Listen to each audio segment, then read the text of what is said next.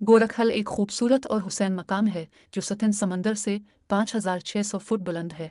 सर्दियों में बर्फबारी होती है और गर्मियों में भी इतनी सर्दी होती है कि लोगों को गर्म कपड़े पहनने पड़ते हैं। इस वक्त इसे बड़े पैमाने पर डेवलप करने और सिंध के अजीम अलशान सियाहती मरकज़ में तब्दील करने का प्रोग्राम था। वो इस वक्त भी बहुत खूबसूरत इलाका था। वहाँ ना कोई सड़क थी और ना होटल और ना ही रेस्ट हाउस। कहने का मकसद यह है कि वहाँ मई जून में सर्दी होती है। गोरखखाल स्टेशन दादो के शुमाल मगरिब में 94 किलोमीटर दूर कैथल पहाड़ों में वाक़ है और कराची से 423 किलोमीटर दूर है। सड़क के रास्ते वहाँ पहुँचने में तकरीबन 8 घंटे लगते हैं।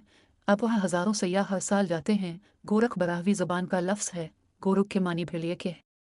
इस हल स्टेशन की तारीख़ और दीगर उमूर के बारे में मुख्तलिफ़ किस्म की बातें फैली हुई हैं। ये कहा जाता है कि बरस कबल एक हिंदू जोगी श्री गोरखनाथ जी उन पहाड़ों और इस इलाके में काफ़ी अरसे रहे थे।